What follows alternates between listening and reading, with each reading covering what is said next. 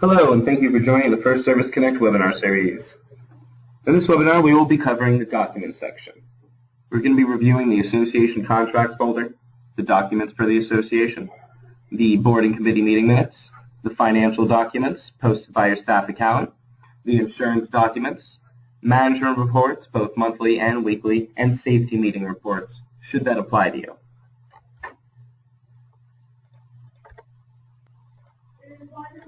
When you're within the property dashboard, all you need to do is simply select the Documents tab along the top. You can either pick on All Documents or go into the folder of your choice. If you selected the Documents button, it would open up all of your drop-down items, like so. The default is to load up 2 of the most recent documents.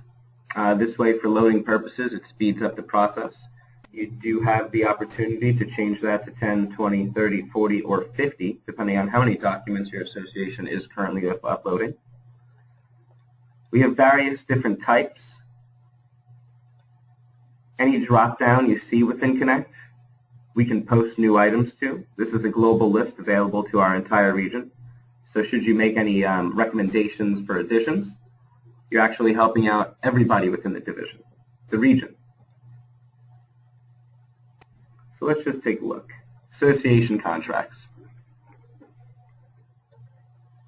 Simply by clicking on the Add button, you have the opportunity to name your file, browse for it, and add it to your community website. You can also mark any document private. So for starters, let's select a file. We typically recommend you upload PDFs.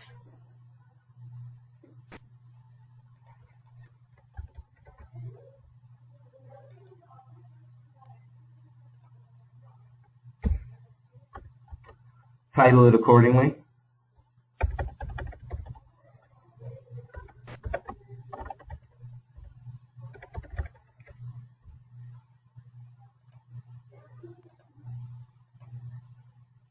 Make sure if it's for the board's eyes only, you mark it off like so.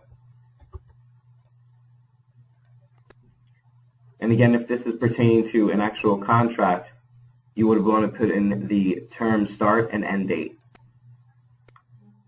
So for testing purposes, let's just go ahead and we'll pick any date.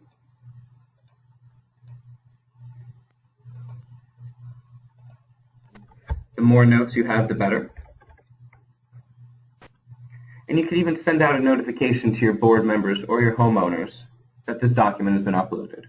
I don't recommend you use the notification every time. However, in the event you upload a vital document, it's definitely beneficial to notify the owners. Simply click on the Save option. You'll get this new document successfully inserted. You'll see it's now available within our list here. And we'll move on to the next folder, Association Documents. When you find that one of your documents doesn't really have a home, whether it be your minutes, your financials, insurance, or even your management reports, typically it's going to be uploaded to the Association Documents section. Go ahead and click Add here. Agendas, alerts, election material, budgets, directories, forms, guidelines, legal documentation, manuals, just to rattle off a few of the different options available here. Again, if you need new options, we can certainly add that. So all the document folders are set up pretty much the same. Maybe you have an extra field or two depending on the document type for tracking purposes, but it's as easy as clicking Add, browsing for your file, giving it a title, assigning it a date, deciding if it's public or private, and then simply clicking on the Save option. As you see, when we continue down this list, it's pretty much all the same. From your board meeting perspective, any meeting minutes out there, this is where the private option really comes to play. Your open meetings, you'll never check off this box. If it's the executive session, board's eyes only, always check off the private document tab.